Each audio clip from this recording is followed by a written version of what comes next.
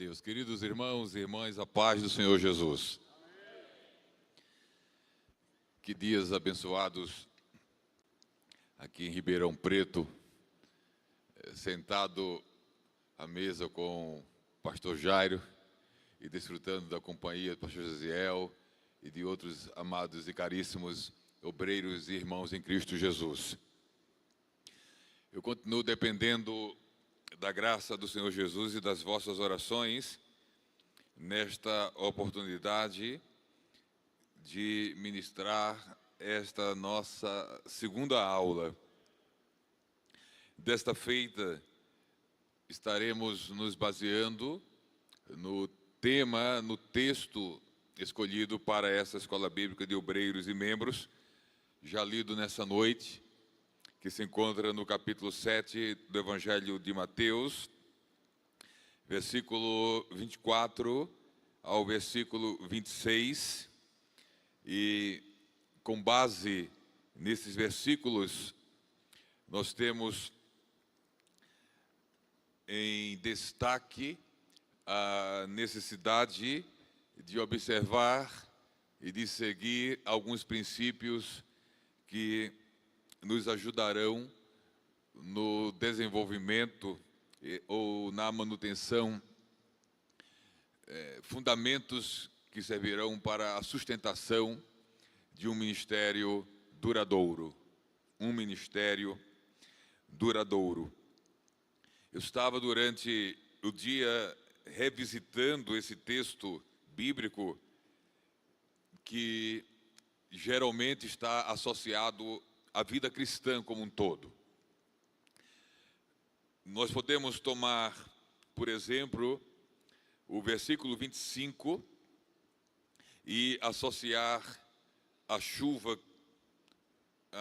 os rios, a chuva que desce, os rios que correm e os ventos que assopram, a diversas formas de adversidades na vida. Mas nessa noite, associado à questão temática,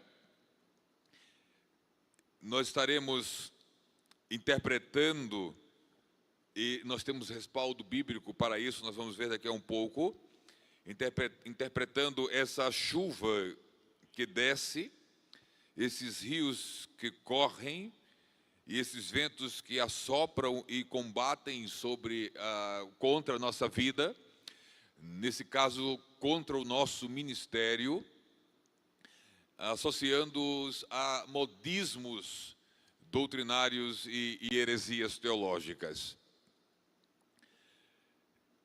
Estarei falando de algumas características doutrinárias essenciais, fundamentais para um ministério duradouro.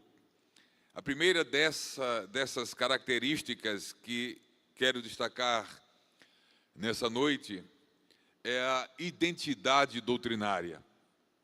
Todos nós precisamos ter consciência de que temos uma identidade doutrinária. Identidade é algo que nos faz compreender e entender que nós somos diferentes de outros. É a nossa identidade composta por uma série de características pessoais e individuais que, por exemplo, nos torna diferente um do outro. Até irmãos, inclusive gêmeos, possuem uma identidade distinta. Eles são gêmeos, mas não são a mesma pessoa. Por mais parecido que sejamos, eu não sou você, nem você pode ser a minha pessoa. Por mais que convivamos, por mais que sejam estreitos os nossos laços de amizade ou consanguíneos, pessoas são distintas uma das outras, porque possuem identidade própria. Possuem elementos que fazem essa distinção identitária. No campo bíblico-teológico, não é diferente. Nós temos irmãos em Cristo em diversas denominações evangélicas. Nós temos o que chamamos de tradições cristãs, que nessas tradições estão inseridas essas denominações. São irmãos que cremos que se servem a Deus com fidelidade. Na volta de Jesus, nós subiremos junto com eles e eles conosco, e estaremos independentes de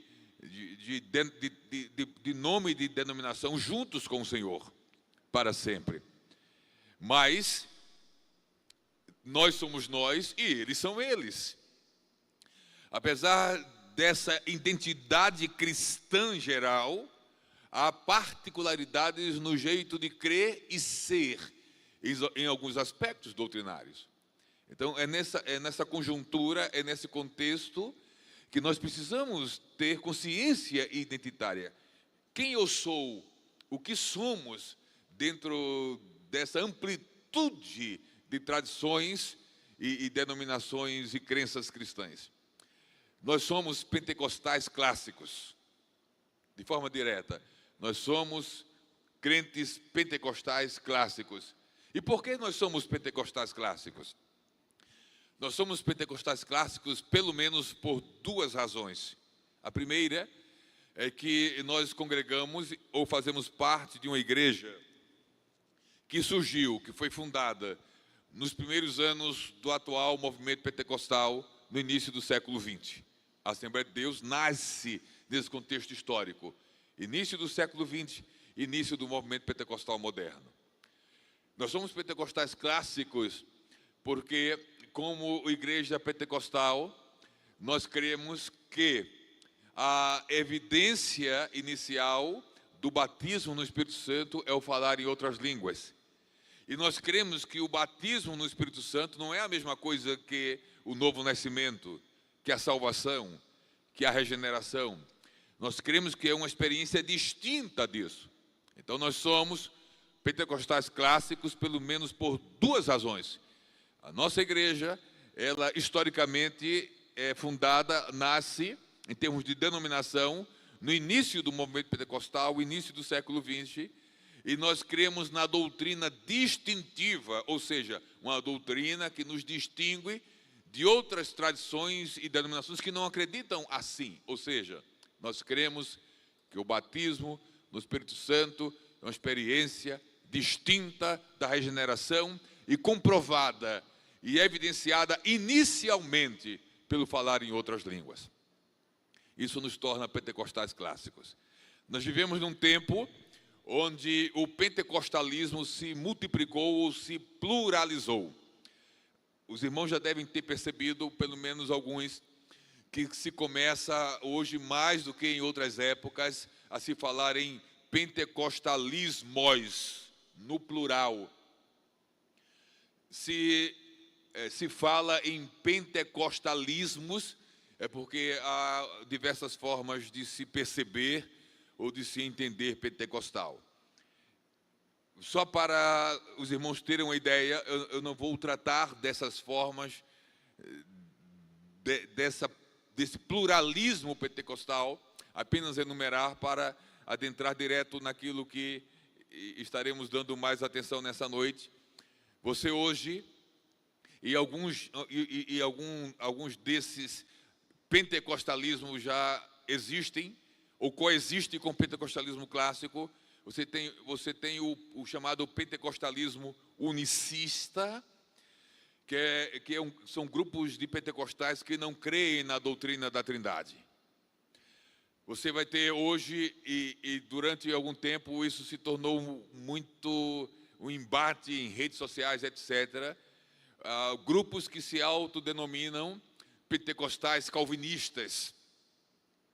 Nós temos hoje que não se classificam como pentecostais, que são os carismáticos ou renovados, que acreditam na continuação dos dons espirituais, mas têm um conceito diferente do nosso de batismo no Espírito Santo, e que inclusive afirmam que não apenas o falar em línguas, mas qualquer outro sinal ou evidência sobrenatural pode ser o sinal ou a prova inicial de que alguém foi batizado no Espírito Santo. E isso diverge do que cremos.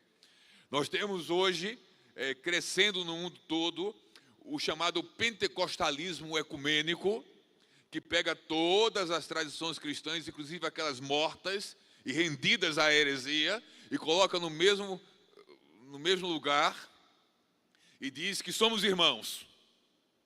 Eu não sou irmão de herege. Herege não é irmão em Cristo de ninguém, nem eu negocio a sã doutrina com qualquer forma suposta de pseudo-amor cristão. Não há nenhum fundamento ou base bíblica para sacrificarmos a doutrina em nome de um falso amor, em nome de uma unidade em favor dos desfavorecidos, dos pobres e miseráveis. Não se negocia a sã doutrina em nome desse tipo de amor. O amor bíblico não relativiza a doutrina. O amor bíblico é praticado, fundamentado na sã doutrina, na doutrina sadia. Então a gente não negocia e não relativiza isso. E só para os irmãos terem uma ideia, no mundo, um dos maiores obstáculos dessa forma de pentecostalismo ecumênico está aqui no Brasil. Há ações organizadas, direcionadas para a Igreja Pentecostal, Assembleia de Deus Brasileira, e outras que ainda defendem o pentecostalismo clássico, a fim de minar a nossa doutrina para nos envolvermos com o ecumenismo. Há coisas que estão mais avançadas ainda. Existem os chamados pentecostais pluralistas. Pentecostal pluralista diz o seguinte, pastor Jairo: qualquer religião salva, inclusive a nossa. E dizem que são pentecostais. Enfim, para cada grupo desse, a gente precisaria de... Mas é só para os irmãos terem uma ideia, onde nos encontramos, onde nos situamos, e entendendo e compreendendo isso, ter a clareza da necessidade de uma consciência identitária. Precisamos mais do que nunca, nós obreiros e a igreja, sabermos quem somos, em termos bíblicos, doutrinários e teológicos. Porque é apenas quando temos convicções de quem somos, do que cremos, que podemos discernir o erro, discernir o desvio. Por isso, um dos grandes e principais objetivos de uma escola bíblica de obreiros, associada a outros espaços de ensino na nossa igreja, é termos convicção da verdade bíblica, da sã doutrina, para, tendo essas convicções, não sermos levados pelas chuvas, pelos rios e pelos ventos de modismos e heresias doutrinárias e teológicas.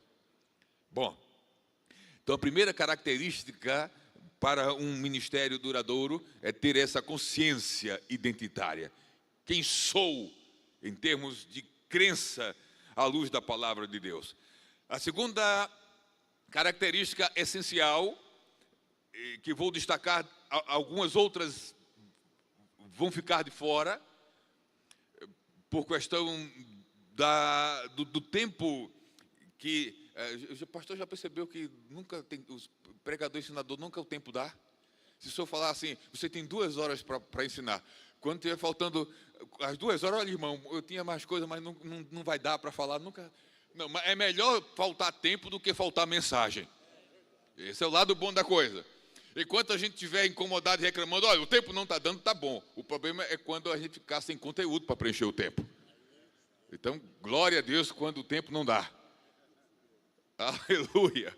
Mas nunca o tempo será suficiente para tudo aquilo que Deus em graça e misericórdia tem distribuído com a sua igreja, com o seu santo ministério. Então, a segunda característica doutrinária fundamental para um ministério duradouro que gostaria de destacar nesta noite, se chama, tema de muitas escolas bíblicas como esta, unidade doutrinária. Unidade doutrinária significa crer do mesmo jeito e pregar e ensinar do mesmo jeito, as mesmas coisas. Unidade. E existe uma marca, uma característica fundamental em nossa vida enquanto obreiros e igreja, para que haja unidade doutrinária. E essa característica fundamental que promove unidade doutrinária se chama humildade doutrinária. Eu vou falar um pouco aqui sobre humildade doutrinária. Se vocês atentarem e perceberem, todo herege é arrogante. Todo herege é presunçoso. Todo herege pensa que sabe e conhece mais. Porque lhe falta humildade. Ele não aprendeu do Mestre Jesus que diz: aprendei de mim, porque eu sou manso e humilde de coração. Eu vou falar de um assunto hoje aqui pouco falado, pouco conhecido, pouco tratado, pouco abordado, pouco percebido, que aponta para a humildade doutrinária, sabe onde? Na relação entre as três pessoas da Trindade. Eu não sei se eu saio disso agora à noite. Dentro desse tempo eu vou até onde o Senhor me permitir. Eu pretendo e penso avançar mais em algumas outras características. Mas pelo menos, só citando versículos, nós vamos perceber no Filho e no Espírito sinais de humildade na relação com a doutrina. É um pouco estranho falar isso, mas fica mais fácil quando a gente começa a ler a Bíblia. Então, para isso, por gentileza, abra a sua Bíblia, para aprendermos com a Trindade sobre a humildade que promove a unidade doutrinária. Evangelho de João, capítulo 7, versículo 14. É exatamente no Evangelho de João onde essa característica mais se revela. E vamos ler aqui alguns versículos. O primeiro, Evangelho de João 7, verso 14 ao 18. Mas, no meio da festa, subiu Jesus ao templo e ensinava. E os judeus maravilhavam-se, dizendo: como sabe este letras, não as tendo aprendido? A pergunta seria mais ou menos assim: em que escola rabínica, com qual mestre do farisaísmo ele estudou? Aí a gente não sabe. Até é possível termos investigado, mas parece-nos que ele não passou por nenhuma escola rabínica. Porque só os rabinos, os doutores da lei, tinham autoridade para ensinar publicamente. Então perguntaram: como? Como ele sabe estas coisas? Essas letras, esse conhecimento, não os tendo aprendido. A resposta de Jesus, que nós vamos ver, eu já vou parafraseá-lo, é a seguinte: a questão é essa, é que eu não aprendi com rabino nenhum. A fonte das palavras que eu vos ensino, eu vou dizer qual é. Aí ele continua: Jesus respondeu e disse-lhe: a minha doutrina não é minha, mas daquele que me enviou.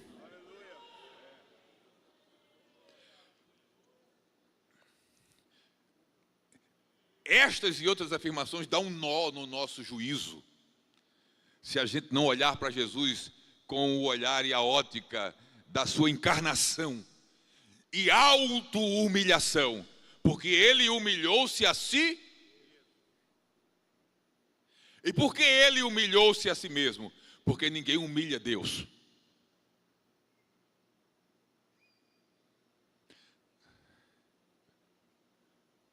Só tem um jeito de Deus ser humilhado, é quando ele se auto-humilha. Quando ele decide manifestar-se e adotar uma imagem, uma forma que faz com que temporariamente ele abra mão de prerrogativas divinas. Foi o que Jesus fez. Humilhou-se.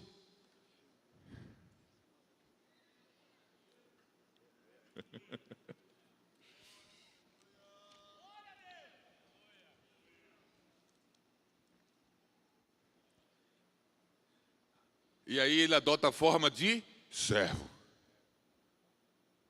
Aí, como servo, ele disse: a minha doutrina não é minha.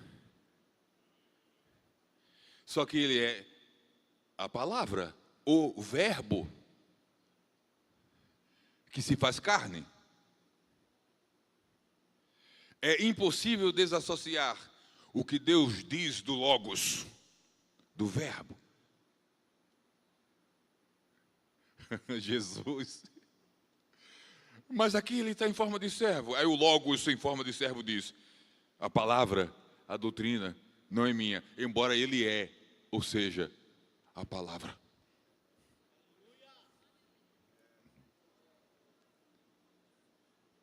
Mas daquele que me enviou. Mas ele não diz isso só aqui. Capítulo 8, versículo 26, do mesmo evangelho. Muito tenho que dizer e julgar de vós, mas aquele que me enviou é verdadeiro, e o que dele tenho ouvido, isso falo ao mundo. Verso 38 do mesmo capítulo. Eu falo do que vi junto de meu Pai. Verso 55 do mesmo capítulo. E vós não o conheceis, mas eu conheço-o, e se disser que não o conheço, serei mentiroso como vós, mas conheço-o e guardo a sua palavra.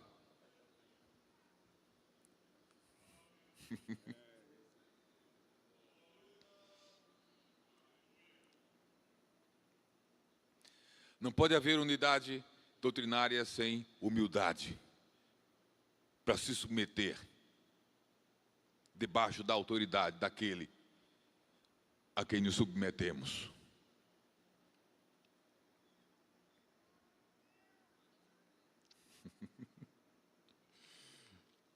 E 14:23 do Evangelho de João.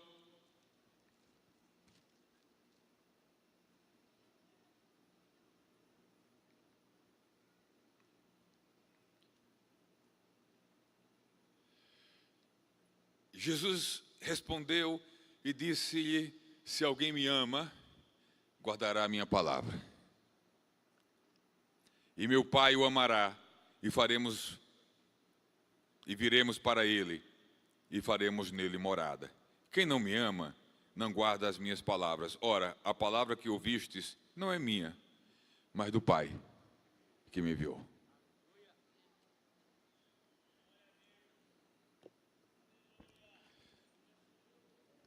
Mas Jesus está prestes a retornar para a glória celestial, de onde foi enviado. E ele começa a anunciar que o Espírito Santo virá e continuará, sequenciará o que ele começou. E quando Jesus vai anunciar isso, tem umas coisas interessantes na fala de Jesus. Na realidade, tudo na fala de Jesus é interessante. João capítulo 16, a partir do versículo 12.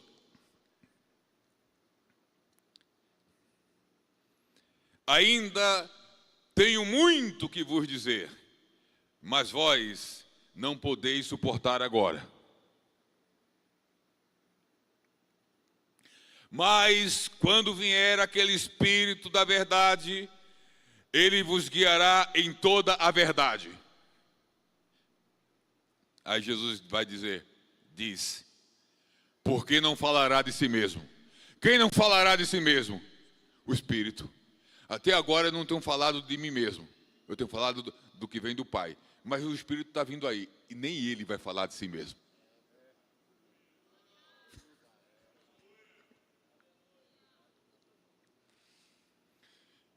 Mas dirá tudo o que tiver ouvido e vos anunciará o que há de vir. Ele me glorificará, porque há de receber do que é meu. e vos anunciará. Até agora eu recebo do Pai e comunico. O Espírito virá e vai ser o modelo mesmo. Ele recebe de mim e comunica para vocês. Tudo quanto o Pai tem é meu. Por isso vos disse que há de receber do que é meu e vos há de anunciar. E aí, fechando em termos só de, colocando uma vírgula aqui, humildade trinitária.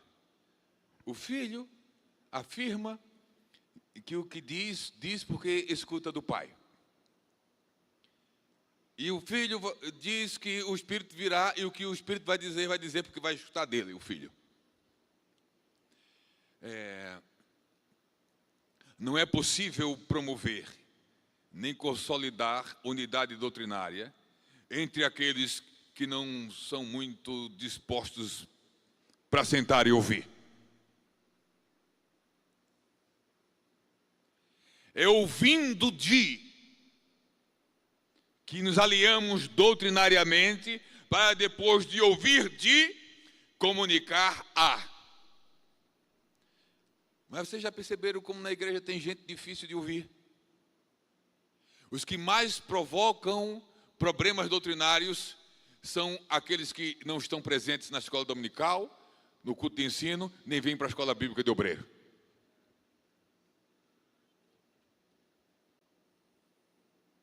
Porque não estão dispostos a ouvir. Acham que não precisam. Eu vou ouvir o quê? Quem é que está lá para me ensinar alguma coisa? Arrogante. Soberbo. Não aprendeu com Jesus, nem com o Espírito. Que sendo quem eram, afirmavam, a palavra não é minha. Eu digo porque primeiro ouvi.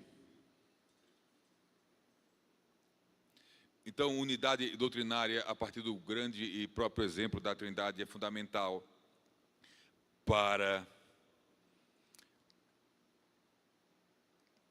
um ministério duradouro. Uma segunda característica, uma terceira característica, além de identidade doutrinária e unidade doutrinária, que eu gostaria de destacar nessa noite, que contribui para um ministério duradouro, é profundidade doutrinária. Profundidade doutrinária. Profundidade doutrinária implica em saber e conhecer mais doutrina do que já sabemos e conhecemos. É desenvolvermos, é progredirmos, é ampliarmos o nosso nível de conhecimento sobre a doutrina. Há pelo menos três meios de experimentarmos desenvolvimento, crescimento e progresso doutrinário na nossa vida ministerial, na nossa vida como crentes em Jesus de forma geral. E, por favor, entendam e compreendamos nessa noite, à luz da Bíblia, que não importa o quanto conhecemos hoje da palavra de Deus e sobre o Deus da palavra, não é a vontade de Deus que a gente permaneça exatamente onde nos encontramos hoje. A vontade de Deus é que essa nossa posição, é que esse nível de conhecimento da palavra cresça, aumente. Infelizmente, há muitos ou alguns que estão parados, estagnados, há muito tempo em termos de conhecer a palavra de Deus, há muito tempo no mesmo lugar. Você está exatamente onde Deus não planejou que você estivesse. Porque o plano e a proposta de Deus é crescimento, progresso, desenvolvimento, aprofundamento na sua palavra. Parar por muito tempo num só lugar, permanecer muito tempo num só nível é muito perigoso. E não é a proposta de Deus para a nossa vida. Ele quer que a gente cresça. Há pelo menos três meios que eu gostaria de lembrar-vos nessa noite. onde a continuidade do nosso progresso, do nosso crescimento e do nosso desenvolvimento ministerial poderá seguir segundo a vontade de Deus. O primeiro meio de continuidade de progresso, desenvolvimento e crescimento no conhecimento da sua palavra é a Bíblia Sagrada. As Sagradas Escrituras.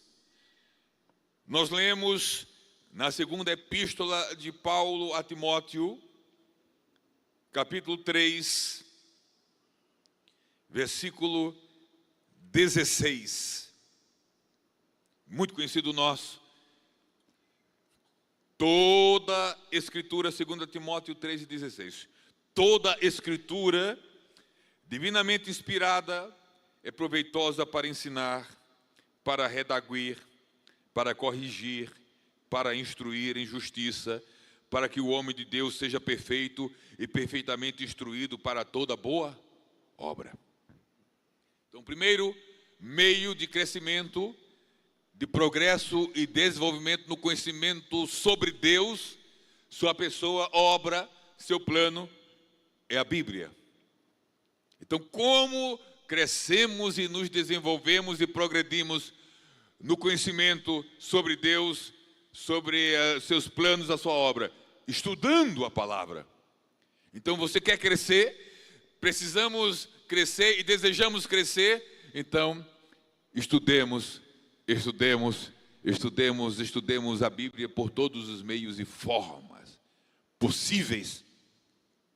Não dá para crescer em conhecimento sobre Deus, em conhecimento da palavra, sem estudar a própria palavra. Por isso que Paulo fala da importância da Escritura inspirada na formação, no aperfeiçoamento daqueles, na instrução daqueles que serão assim habilitados para toda boa obra. Um segundo meio bíblico, respaldado biblicamente, que promove crescimento, desenvolvimento e progresso doutrinário e teológico, são os livros. Livros. Eu coloquei a Bíblia em primeiro lugar porque os livros não substituem a Bíblia. Os livros escritos são subsídios, são apoios para o estudo das Escrituras Sagradas. Livros e bons livros nos ajudam a compreender melhor a Bíblia. Livros que falam sobre a cultura dos tempos bíblicos, livros que falam sobre as línguas dos tempos bíblicos, livros que falam sobre a geografia bíblica, livros que nos ajudam a interpretar melhor a Bíblia, livros que nos ajudam a pregar e ensinar melhor a Bíblia, são bem-vindos, vão contribuir e cooperar para o nosso desenvolvimento, crescimento e progresso espiritual. Eu me surpreendo com o apóstolo Paulo. Quando Paulo escreve a segunda carta de Paulo dele a Timóteo, essa que acabamos de ler, no capítulo seguinte, no capítulo 4, e precisamos nos situar no tempo e no espaço. Paulo está preso e está velho. É um idoso preso, um apóstolo idoso preso. Aí ele manda essa carta para Timóteo e lá no final existe uma técnica, vou chamar de técnica, muito interessante quando nós queremos dar destaque a algumas coisas de maior relevância e importância para nós naquele momento. Nós deixamos elas para falar delas por último, porque é para ficar melhor gravado na memória de quem escuta. Então, Paulo deixa por último, entre outras coisas, para Timóteo a seguinte instrução. Segunda epístola de Paulo a Timóteo, capítulo 4, versículo 13. Quando vieres, traze a capa que deixei em Troade, em casa de Carpo. Ele está preso em Roma, Europa. O inverno vai chegar. Ele precisa do casaco dele, da capa dele, senão ele morre de frio. Mas não apenas a capa é essencial, e Paulo diz, e traz os livros, principalmente os pergaminhos. Eu esqueci lá, na casa de Carpo. Se deduz aqui, obviamente, que Paulo andava com uma biblioteca ambulante. alguns livros. Alguns estudiosos dizem que esses livros eram livros de conhecimentos gerais. E os pergaminhos, porções das Sagradas Escrituras, que na época eram escritas em pergaminho que era um couro trabalhado, onde se escrevia nele, que substituiu os papiros, que eram mais frágeis em termos de suporte de escrita e leitura. Aí Paulo diz, olha, Timóteo, traz a capa, porque eu não quero morrer de frio, e traz os livros e os pergaminhos, porque eu estou preso, mas ainda estou aberto a ler e a aprender. Para que Paulo vai querer livro na prisão? Mas ele já tem tempo de apostolado. Ele é um idoso, Paulo velho. Ele está preso, mas ele não abre mão dos livros. Então Paulo cresce e continua entendendo da sua própria possibilidade de crescer, porque ele tem as Escrituras como fundamento do seu crescimento, em termos de conhecimento sobre Deus. E tem os livros que o ajudam a entender a realidade. E como suporte para as Escrituras, no exercício do ministério que o Senhor lhe confiou. Mas há um terceiro meio. Paulo destaca as Escrituras. Nesse processo de crescimento e desenvolvimento, Paulo destaca os livros. E Paulo destaca um outro meio essencial e fundamental para continuarmos crescendo em termos de conhecimento da palavra de Deus, das Sagradas Escrituras e do Deus da palavra. O Espírito. O Espírito. A leitura das Escrituras e a leitura dos livros precisa da cooperação do Espírito. Porque o Espírito nos remete para além do texto. O Espírito nos remete para a mensagem traduzida em forma de texto. O Espírito nos conduz e nos leva para além do que os nossos olhos leem, ou que os nossos ouvidos escutam. Mas por que o Espírito faz isso? O próprio Paulo, quando escreve a primeira epístola aos Coríntios, no seu capítulo 2, sobre as Escrituras, a mensagem para nós nessa noite é: estude, estude, estude. Sobre os livros, a mensagem para nós nessa noite é: leia, leia, leia. Desenvolva o hábito da leitura. Mas Paulo, sobre o Espírito, vai dizer o seguinte, entre outras coisas. 1 Coríntios capítulo 2, a partir do verso 9. Mas, como está escrito, as coisas que o olho não viu, e o ouvido não ouviu, e não subiram ao coração do homem, são as que Deus preparou para os que o amam. Mas Deus nulas revelou pelo seu Espírito, porque o Espírito penetra todas as coisas, ainda as profundezas de Deus. Porque qual dos homens sabe as coisas do homem, senão o Espírito do homem que nele está? Assim também, ninguém sabe as coisas de Deus, senão o Espírito de Deus. Mas nós não recebemos o Espírito do mundo, mas o Espírito que provém de Deus, para que pudéssemos conhecer o que nos é dado gratuitamente por Deus, as quais também falamos, não com palavras de sabedoria humana, mas com as que o Espírito Santo ensina, comparando as coisas espirituais com as espirituais. Das Escrituras dizemos: estude, estude, estude. Dos livros afirmamos: leia, leia, leia. Do Espírito declaramos: dependa, dependa, dependa. Porque o Espírito vai nos levar aonde nenhum livro leva. O Espírito nos faz transpassar toda e qualquer barreira de entendimento e conhecimento da palavra de Deus. Ninguém pode adquirir qualquer novo conhecimento acerca de Deus e da sua palavra, a não ser com a cooperação do Espírito operando na nossa mente e nos trazendo ao entendimento o que não pode ser compreendido humanamente. Então o Espírito não apenas traz das profundezas de Deus, e eu gosto do plural, profundezas.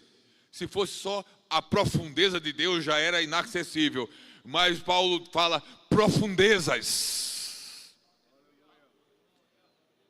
É profundeza multiplicada de Deus. É um lugar inacessível a qualquer ser humano. É o aspecto mais íntimo e profundo do ser inacessível. Deus. É do meio dessas profundezas que o Espírito traz conhecimento e verdades e amplia. Jesus disse: Ele vos guiará em toda a verdade. Queridos, quando nós dependemos desse Espírito, estudando as Escrituras ou lendo livros, Ele nos leva a alguns lugares. Ele nos transporta a alguns níveis de entendimento da sua palavra, que de nenhuma outra forma nós teríamos acesso.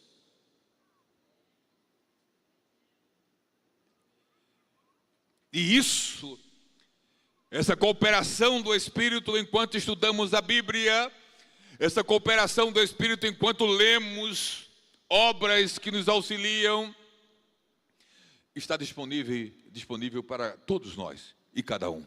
Para todos e cada um. Porque, por mais que estudemos, que cursemos, nós vamos esbarrar em nós mesmos, nas nossas limitações humanas, para compreender e entender as Escrituras. É aí que entra o Espírito, nos habilitando e nos capacitando a entender o que sem Ele não entenderíamos, a compreender o que sem Ele não compreenderíamos, a conhecer o que sem Ele não conheceríamos. E aí, sabe o que isso deve promover em nós? Aí eu volto para uma das primeiras características: humildade. Porque ninguém comunica nada do céu sem primeiro receber do céu. Não há nenhuma verdade bíblica, doutrinária, teológica que comuniquemos à igreja sem que primeiro não a recebamos por meio do Espírito.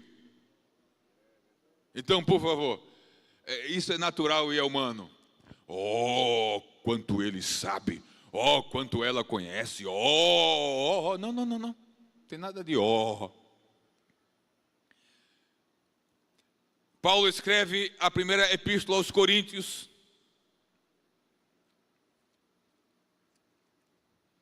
E esse texto a gente lê todo mês, praticamente na Santa Ceia, na Ceia do Senhor.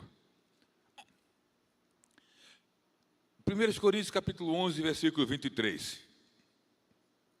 A primeira parte. Porque eu recebi do Senhor o que também vos ensinei. O que eu vos ensinei não veio da minha cabeça, não veio da minha capacidade cognitiva, não tem a ver com QI, tem a ver com receber dele. E me apropriando do exemplo da Trindade, do jeito que eu recebo, eu comunico, eu ensino, eu prego. E do que eu vou me gloriar? Se tudo que eu ensino, se tudo que eu prego me foi comunicado pelo Espírito, não veio de nenhuma capacidade minha, pessoal e humana. Embora o veículo humano é o canal e o meio de comunicar isso. A voz é a minha. A mente é a minha. Mas tudo isso vai para a mão do Espírito, que se apropria da minha mente, do meu entendimento, da minha capacidade de saber, da minha voz, e comunica no mais profundo do meu ser verdades que sem Ele eu não saberia, eu não conheceria. Então, a gente só comunica, só dá o que recebe. Próxima vez que formos tentados a alimentarmos elogios desse tipo, nos lembremos: o que eu vos ensino, eu só ensino porque eu recebo. Eu recebi. Eu recebi. Eu recebi. Qualquer pessoa que der sinal de ufanismo pessoal, que pousar de doutor sabe tudo, de pós-doctor em Deus, e isso afetar a vida, nenhum problema de ser pós-doutor em qualquer coisa. Mas quando vê alguém, quando você observar em qualquer lugar alguém se ufanando, você não precisa dizer para ele, mas só se lembre: recebeu. Recebeu. Recebeu. Só está dizendo porque recebeu.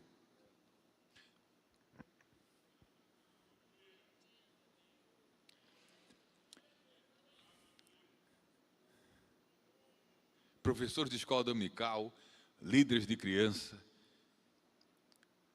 precisam, para consolidar e fundamentar um ministério duradouro que edifica a igreja, que promove a glória de Deus, crescer nesse conhecimento. Então, estude a Bíblia, por todos os meios.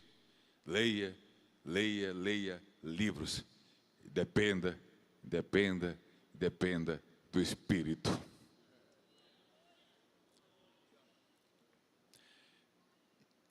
Essa segunda aula não é o encerramento da escola, óbvio, mas é o encerramento da minha cooperação. E eu gostaria de concluir essa minha participação com uma palavra de oração. Eu tenho 3 minutos para uma palavra de oração. Você pode ficar em pé? Deus conhece a necessidade de todos nós, em termos daquilo que precisamos para cooperar com a unidade doutrinária da igreja. Alguns de nós precisam ser mais humildes. Alguns de nós precisam estudar mais a Bíblia. Alguns entre nós precisam ler mais livros. Alguns entre nós precisam depender mais do Espírito.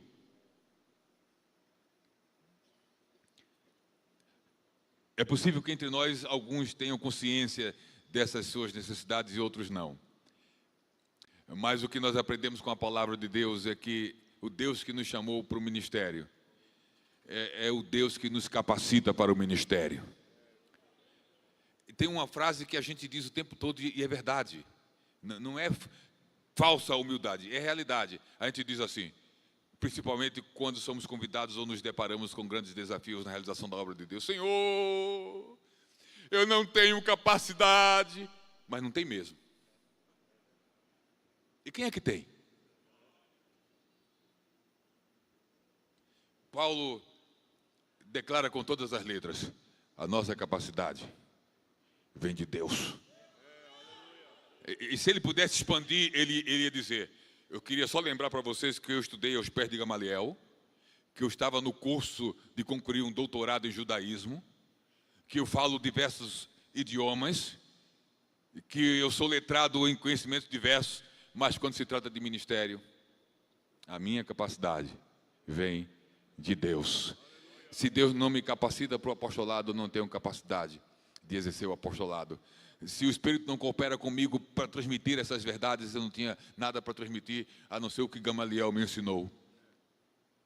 Mas Jesus e o Espírito nos otorgam o conhecimento que nenhum Gamaliel da vida pode nos otorgar, que nenhum mestre humano pode nos dar, que todos os livros do mundo junto não podem nos dar. O Espírito vai me conduzir e vai lhe levar a lugares onde só Ele pode fazer isso na nossa vida. Mas atenção, ele faz isso. Mas nós temos responsabilidades. Continue estudando a Bíblia. Adquira livros. E se não tiver muita habilidade com livros, peça indicações. Mas sempre e em todo o tempo dependa.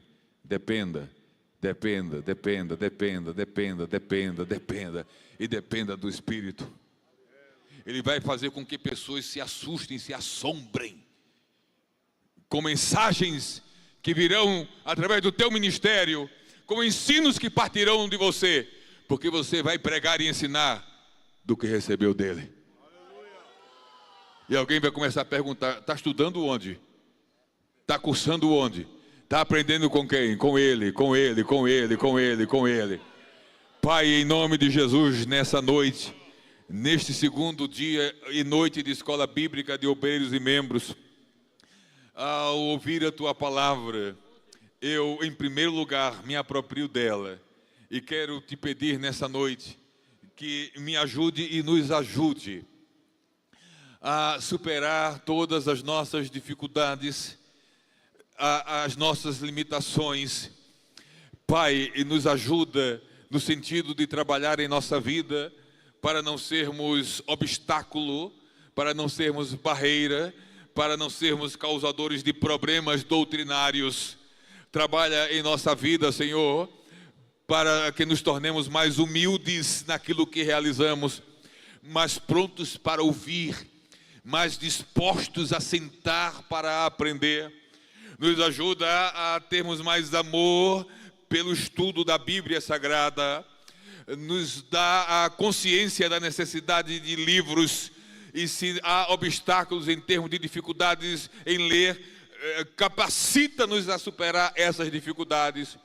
Pai, eu quero, junto com teus filhos nessa noite, te pedir mais uma vez no nome de Jesus, exatamente no lugar onde nos encontramos, nesse exato lugar onde nos encontramos, em termos de conhecimento da tua palavra, em termos de amplitude, em termos de profundidade, em termos de altura. Pai, em nome de Jesus, no poder do teu Espírito, nos conduz mais além, nos traz conhecimentos, nos traz discernimento, nos traz conteúdo, amplia a verdade que já sabemos e faz aquilo que somente tu podes fazer e realizar na nossa vida. Mas, por favor, nós não queremos e não nos deixe onde nos encontramos, porque sabemos que aquilo que vem de ti é ilimitado, é infindável. E por isso estamos abertos nessa noite, para durante toda a semana, reafirmamos nessa noite que estamos abertos para que durante toda a semana, na instrumentalidade de cada um daqueles que por aqui passarem, Senhor, nos ajuda a termos essa humildade de continuarmos aprendendo. E ao terminar essa escola bíblica de obreiros e membros, Senhor, que possamos nos perceber que fomos transportados para um outro nível. Então, nessa noite, em nome de Jesus, eu oro por minha vida e por sua vida, para que esses dias sejam dias onde você seja removido de onde se encontra e experimente na sua vida um novo nível. Um novo nível de compreensão e de entendimento, que você avance, que você cresça, que você progrida e continue avançando, crescendo e progredindo, recebendo dele para a edificação da igreja dele e para a glória do nome dele, em nome de Jesus, amém.